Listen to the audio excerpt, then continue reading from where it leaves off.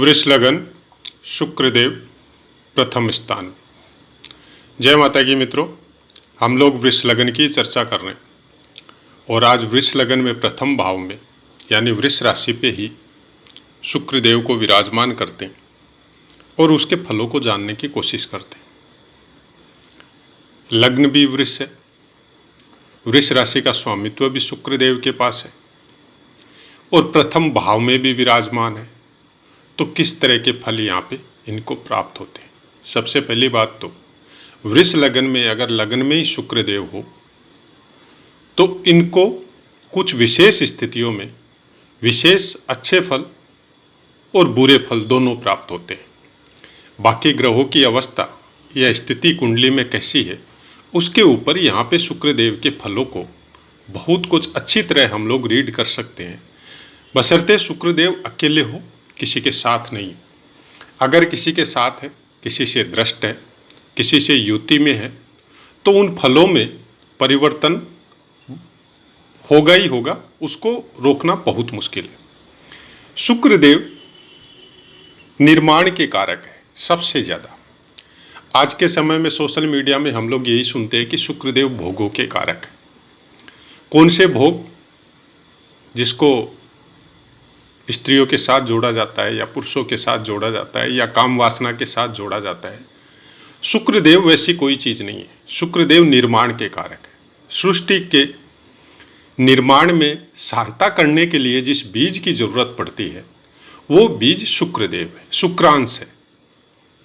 उसी के अनुरूप इस ग्रह का नाम भी शुक्रदेव दिया गया है। मृत संजीवनी विद्या के कारक है।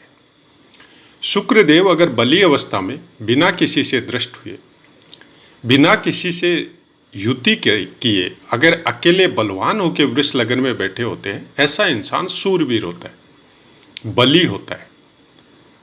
शरीर से हष्टपुष्ट हो, फिजिकली फिटनेस बहुत ज़्यादा अच्छी हो, ये जरूरी नहीं है, लेकिन मेंटली फिटनेस इतनी ज़्यादा अच्छी होती है कि ऐसा इंसान अपने दिमाग के और ज्ञान के द्वारा बहुत कुछ अचीवमेंट करता है जीवन में और बहुत कुछ प्राप्त करता है। वृष राशि स्थिर राशि है और शुक्रदेव भी स्थिरता के बहुत ज़्यादा कारक है।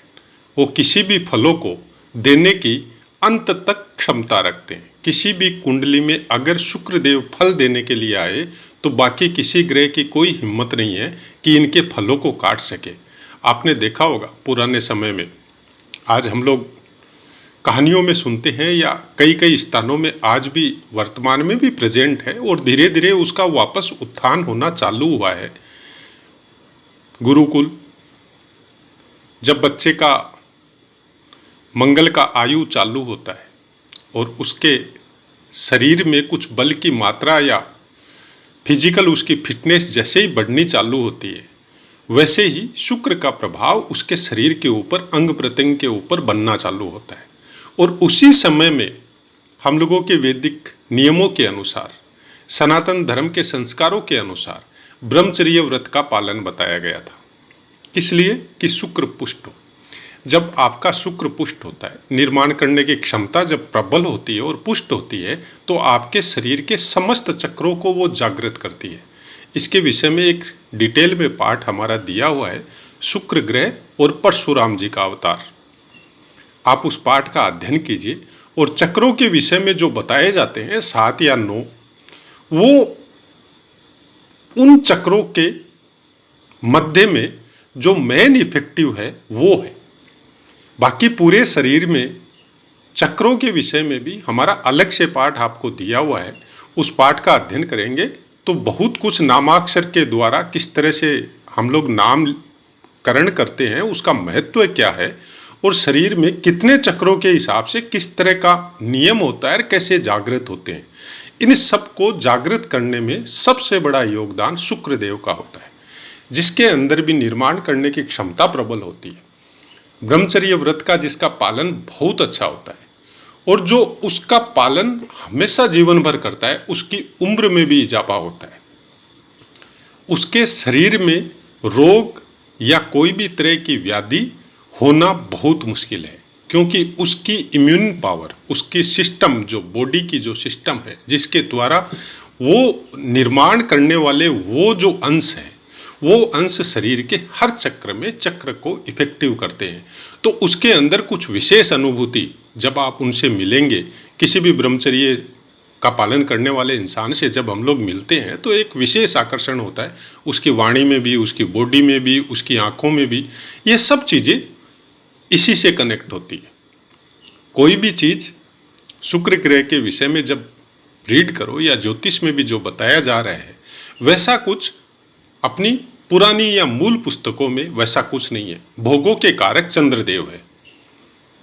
हम बहुत बार पाठों में बोल चुके हैं कि मन से प्रेरणा होती है किसी भी भोग को भोगने के लिए। बाकी कोई ग्रह आपको भोगों में लिप्त नहीं करता है। चंद्रदेव की आज्ञा के अनुसार, मन की प्रेरणा के अनुसार आप हर ग्रह के फलों का भोग करते हैं, और यही मनुष्य जीवन है। उस समय के जातकों में जब आपका ब्रह्मचर्य व्रत पुष्ट होता है और उसी हिसाब से आप गुरुकुल में शिक्षा लेते हैं, या वर्तमान समय में भी आप अगर उसका पालन करते हैं, तो आप चंद्रमा पे बहुत कुछ अंकुश लगा सकते हैं। मन को बली रखना और मन को कंट्रोल में रखना दोनों ही अवस्थाएं भिन्न है। मन बली आपकी पॉजिटिविटी बहुत अच्छी हो सकती है, लेकिन आप उसको कंट्रोल में कर सके, ये एक अलग अवस्था है। और उसको कंट्रोल में आपके अंदर निर्माण की क्षमता बहुत ज़्यादा प्रबल होगी, तभी कर सकते हैं, नहीं तो नहीं कर सकते। क्योंकि उसके समकक्ष या उससे ज़्यादा संजीवनी विद्या के कारक ग्रह का पुष्ट होना और उसका इफेक्टिव होना आपके जीवन में बहुत ज़्यादा ज़रूरी है। आज हम लोग अच्छे साधु संतों से या किसी से मिलते हैं तो एक अजीब सी अनुभूति उनके पास बैठने से होती है। या आप ऐसे देख लो कि कोई 10-12 साल के बच्चे से जब मिलते हैं तो एक विशेष अनुभूति होती है उसके साथ मिलने से।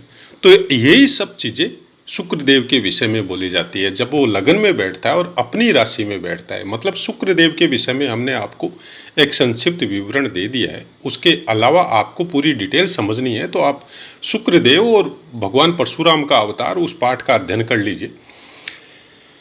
वृष राशि स्वाभिमान की मात्रा बहुत ज़्यादा होती है। पहला भाव आप खुद है, आप स्वयं है, आपका मस्तिष्क है, आपका मान सम्मान है। आप किस तरह से शरीर के द्वारा, अपने मस्तिष्क के द्वारा किस तरह की उन्नति करेंगे, कैसे विचार आपके रहेंगे और किस तरह की अवनीति होगी, क्या मान होगा आपका, क्या सम्मान होगा, ये सब बातें हम लोग प्रथम भाव से देखते हैं।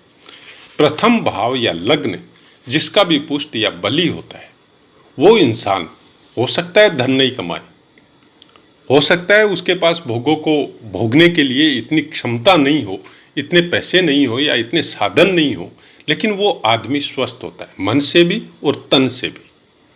ऐसा आदमी हर परिस्थिति का मुकाबला हंसते हंसते करता है। वो सामने आपके हाथ जोड़ के घुटने नहीं टेकेगा, वो परिस्थिति से लड़ने का कोशिश करेगा। जिसका भी लग्नेश या लग्न मजबूत होता है। आप अनेक कुंडलियां हम लोग देखते हैं जीवन में कि बहुत दुख है, परिवार में हो, खुद के अंदर हो, हर तरफ से तकलीफ आ रही है, लेकिन फिर भी इंसान हंसते हुए रहता है और उन तकलीफों से लड़ने की कोशिश करके अपनी जीवन यात्रा को सुचारू रूप से चलाने की कोशिश करता है। और बहुत ऐसे हैं जिनके पास सब कुछ है, लेकिन व्याधि में घिरे रहते हैं, मानसिक टेंशन में घिरे रहते हैं, हर किसी के सामने अपना दुखड़ा रोने लग जाते हैं। मतलब उनका न तो लग्न अच्छा है न लग्नेश अच्छा है। सब कुछ होते हुए भी कुछ नहीं होता है। हम लोगों के कहावत है, बताई गई है, जो भी सुख है, 7 या 9 सुख जो बताए जाते हैं इंसान के जीवन के, उसमें सबसे पहला सुख शरीर का सुख है, निरोगी काया। जिसका लग्न और लग्नेश बलवान होता है उसका शरीर स्वस्थ होता है। और वृष लगन के विषय में जो बताया जाता है कि वृष लगन वाले इंसान स्थिर बुद्धि होते, स्वाभिमानी होते, अपने काम को करने में निरंतर लगे रहते हैं जब तक उनका गोल अचीव नहीं होता है।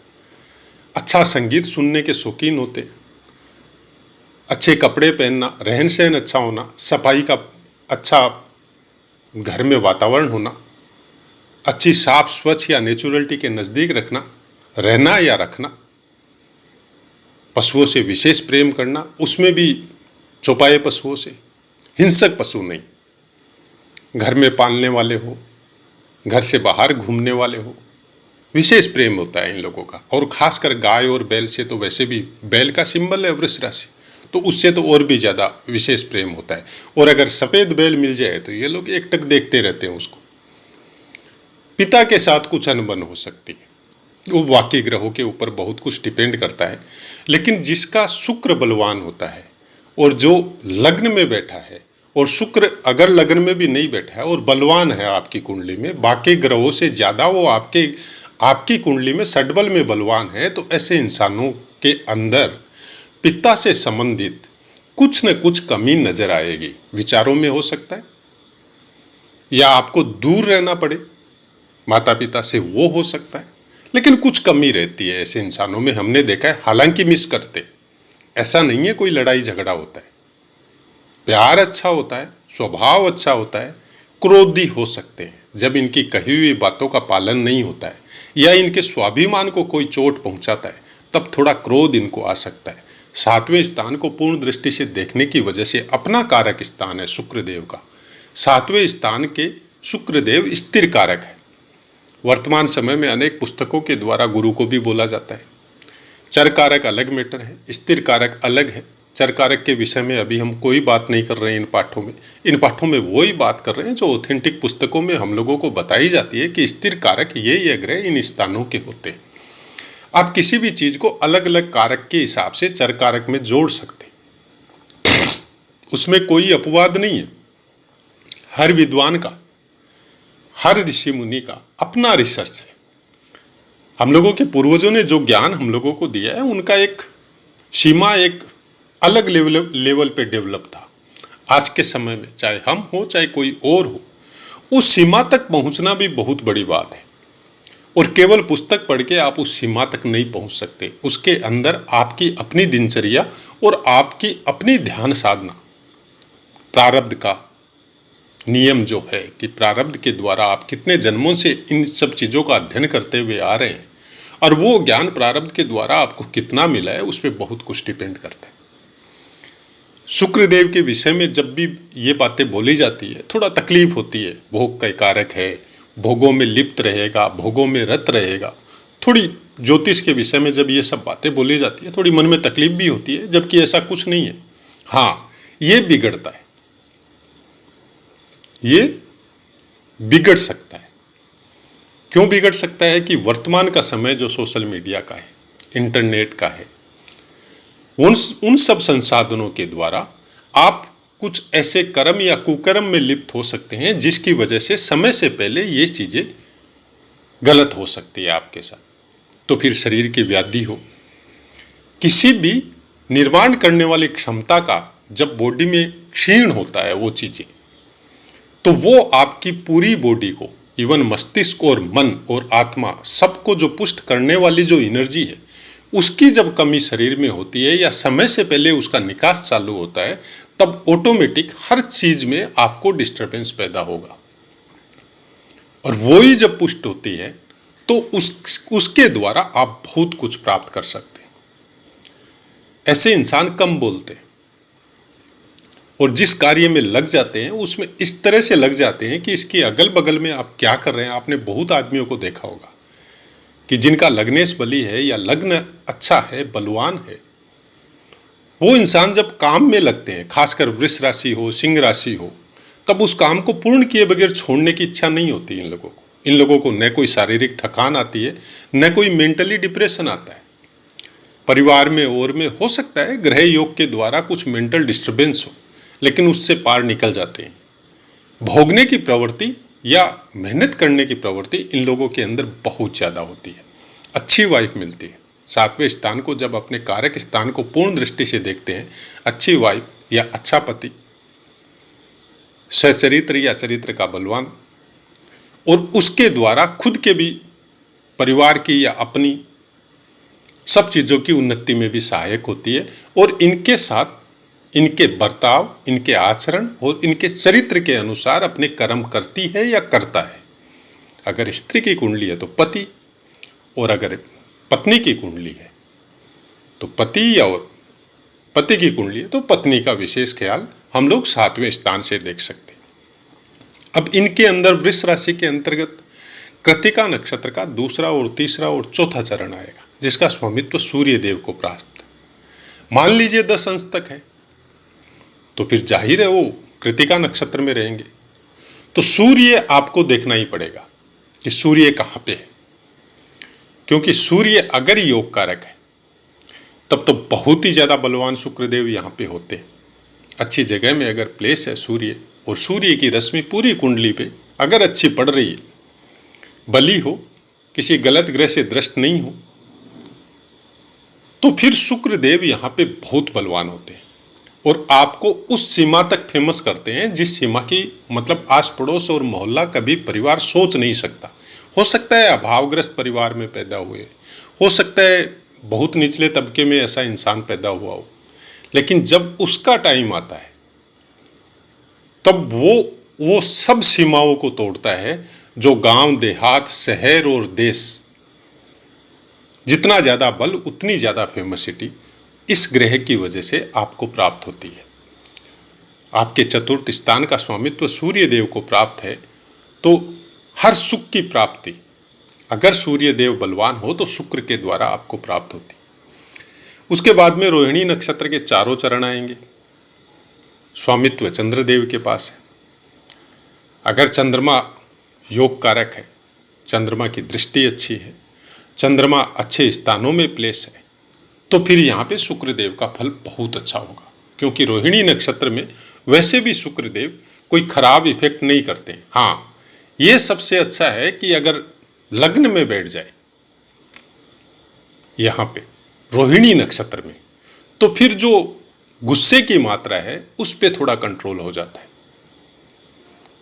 वो बहुत कुछ सोच समझ के निर्णय लेने की प्रवृत्ति यहाँ पे शुक्रदेव के अंदर आती है। उसके बाद में मृगशिरा नक्षत्र का पहला और दूसरा चरण आएगा, जिसका स्वामित्व मंगल देव को प्राप्त है। यहाँ पे बल की मात्रा, आपके गुस्से की मात्रा, दोनों ही चीजों को कुछ बढ़ा सकता है। आदमी खेल कूद में इंटरेस्ट ले सकता है, आदमी बहुत ज्यादा बहन भाइयों से युक्त हो सकता है और उनसे बहुत अच्छी ट्यूनिंग इनके साथ हो सकती है। आप खेल कूद के क्षेत्र में या कुछ ऐसे टेक्निकल पॉइंट या उसका ज्ञान, उस क्षेत्र में आप बहुत प्रोग्रेस कर सकते हैं। नवमांश की बात करें तो वृष लग्न में कोई भी ग्रह हो 3.20 डिग्री तक होने से मकर के नवमांश में रहेगा, 6.40 डिग्री तक कुंभ के नवमांश में रहेगा, 10 डिग्री तक मीन के नवमांश में रहेगा, 13.20 डिग्री तक मेष के नवमांश में रहेगा और 16.40 डिग्री तक वृष के नवमांश में रहेगा। यहाँ पे ग्रह वर्गोत्तमी हो जाता है और सब प्रायकर बहुत से पाठों में हमने बताया है। वर्गोत्तमी ग्रह आपका शत्रु राशि में हो, मित्र राशि में हो, नीच राशि में हो, उच्च राशि में हो, गलत स्थानों में हो, दुख स्थानों में हो, छठे स्थान में हो, तीसरे में हो, 12वें में हो, कैसे भी हो, वो खराब फल नहीं देते। हाँ, ये अलग बात है, उनका अच्छा फल आपको उसके बल के अनुसार मिलेगा, लेकिन खराब फलों में कमी हो जाती है उनकी। अब मान लीजिए कि नीच राशि में कोई ग्रह वर्गोत्तमी हो गया, तो वो अपने खराब फल नहीं देगा, लेकिन अपने जो अच्छे फल उसको देने हैं उसमें थोड़ी कमी कर सकता है। तो इन चीजों का बहुत ध्यान रखना चाहिए। उसके बाद में 20 डिग्री तक मिथुन के नवमांश में रहेंगे, 23.20 डिग्री तक कर्क के नवमांश में रहेंगे, 26.40 डिग्री तक सिंह के नवमांश में रहेंगे, 30 डिग्री तक कन्या के नवमांश में रहेंगे। अंश बल की बात करें तो प्रथम 6 अंश तक मृतावस्था में, 12 अंश तक वृद्धावस्था में, 18 अंश तक युवावस्था में, 24 अंश तक कुमारावस्था में, 30 डिग्री तक बाल्यावस्था। किसी भी पाठ को जब आप सुनना चालू करें तो उसको कंप्लीट सुनिए। उसका कारण हमारे लिए केवल इतना है कि हम कोई लिखा हुआ पाठ कभी नहीं देते। जो पाठ बनाते हैं उसकी 2-3 घंटा पहले से प्रिपरेशन करते हैं, पुस्तकों को भी पढ़ते हैं और अपना एक निश्चित समय है उसी में बनाते हैं। ऐसा नहीं है कि किसी भी समय हम कोई पाठ बना के आपको दे दिया। तो उस समय में जितनी ज़्यादा एनर्जी उस पाठ को बनाने में लगाते हैं उतनी ज़्यादा एनर्जी दूसरे कामों में लगाने की जरूरत नहीं होती। उसका कारण है ज्योतिष एक समुद्र है, महासमुद्र, जिसको क्षीर सागर बोल सकते हैं आप। इसके अंदर से कोई भी चीज निकालना या बताना इतना संभव नहीं है। आपका ज्ञान, आपका विवेक और आपकी बुद्धि और आपकी ध्यान साधना आपकी कितनी सहायता करती है उसके ऊपर डिपेंड है। और ये चैनल किसी भी कोई भी कंडीशन में किसी के साथ कोई भी ऐसी बातें नहीं बोलना चाहता जिससे सुन के उसके मन में कोई दुख तकलीफ हो। हालांकि कोई भी ग्रह हमेशा अच्छा फल नहीं देता, कोई भी ग्रह हमेशा बुरा फल नहीं देता। सब कुछ या बहुत कुछ डिसाइड करता है कि हम लोग वर्तमान के अपने कर्म कैसे कर रहे हैं। अगर शुक्रदेव यहाँ पे लग्न में होके और आपको वैसे फल नहीं मिल रहे हैं जो मिलने चाहिए, तो कहीं न कहीं आप उसको देखिए कि आप वर्तमान में किस तरह के काम कर रहे हैं। उपाय के तौर पे इतना ध्यान रखिए कि कोई भी ज्ञानी हो, चाहे वो संत महात्मा हो, चाहे माता पिता हो, चाहे आपके भाई बहन हो, अपने कामों के द्वारा उनको दुखी मत कीजिए। जितना हो सके आशीर्वाद लीजिए। चाहे आपका दुश्मन भी हो, आशीर्वाद लीजिए। अगर शुक्रदेव यहाँ पे बैठ के किसी कारणवश कोई युति या दृष्टि की वजह से अगर खराब फल मिल रहा है, तो आप ये काम कीजिए, अपनी वाइफ से हमेशा प्रेमपूर्ण व्यवहार और संदेह की दृष्टि कभी मत रखिए। आप अपने कर्म कीजिए, बाकी सब नेचुरलिटी पे छोड़ दीजिए। प्रकृति अपने आप उस चीज को ठीक करके आपको और आपके कामों को सही रूप में निर्णय करके सही फल देने की कोशिश करेगी। लेकिन जरूरत केवल इतनी है कि हम लोग अपने कर्म अच्छे करें। यहां तक अगर आपने सुन लिया है तो सब्सक्राइब की मैं नहीं बोलता, क्योंकि आप भरपूर मात्रा में कर रहे हैं। मेरे को उसकी टेंशन नहीं है, क्योंकि मैं कोई प्रोफेशनल ज्योतिष नहीं हूं और न मेरी कोई ऐसी भावना है कि मैं इसके द्वारा कुछ अर्निंग करूं आपसे। ये सब आप अगर शुरू से सुनते आ रहे हैं तो आपको पता भी है कि मैं जन्म कुंडली देख के कोई फीस लेना और लेना वो सब कृत्य मेरा नहीं है और न कभी लिया है। हाँ, समय मिलता है। जन्म कुंडली अध्ययन एक बहुत ही दुष्कर कार्य है, इतना आसान नहीं है। और संतुष्ट करना हो तो कैसे भी बोला जा सकता है। तो हम उस चीज में नहीं जाके हमने सीधा यही सोचा कि जो हकीकत है वो आपको बताई जाए और आपको कुछ मात्रा में इन सब ग्रहों का या भावों का कुछ ज्ञान आपको खुद को प्राप्त हो, तो आपको फिर उतनी तकलीफ नहीं हो जितनी सोशल मीडिया के द्वारा या आप ऑनलाइन किसी से कोई अध्ययन करवा रहे हैं और आपको कुछ भी बता दिया गया और आप उसके द्वारा दुखी हो गए। वो चीजें आपके साथ नहीं हो। इसका मतलब केवल इतना ही है। हाँ, बहुत से चैनलों में देखा है कि वो बोलते हैं कि आप वो बेल आइकॉन का बटन दबा दीजिए जिससे आपको तुरंत नोटिफिकेशन मिले। हम नहीं बोलेंगे ये बात, क्योंकि हम ऐसा नहीं करते। उसका एक कारण है कि हम कौन से कामों में बिजी है। हो सकता है कोई ऐसी पुस्तक पढ़ रहे हो, या हो सकता है कोई ऐसा काम कर रहे हो जिसमें हमको एकदम पूर्ण लगन से लगा हुआ रहना है। यार, उसी समय कोई वीडियो आपने सब्सक्राइब किया है, उस चैनल का आया और आपकी ट्रेनिंग करके घंटी बजी, तो आदमी डिस्टर्ब होता है। तो उसको दबाने की जरूरत नहीं है। जब समय मिले तब सुनिए। ऐसा भी नहीं है वीडियो आते ही आपको सुनना जरूरी है, कोई जरूरी नहीं है। लेकिन समय को अच्छे से प्रिपेयर कीजिए। जब मन अच्छा हो, दिमाग अच्छा हो, तब सुनने की कोशिश कीजिए। और जहां तक हो सके एक ब्लैंक कागज लीजिए और उसमें वृष लगन बनाइए और उसमें फर्स्ट स्थान में वृष राशि पे शुक्रदेव को प्लेस करवाइए और उसके बाद में पाठ का अध्ययन कीजिए, तो थोड़ा अच्छी तरह से आपको समझ में आएगा। वो अपनी वाणी को विराम देते हैं और आपसे आज्ञा लेते हैं। जय माता।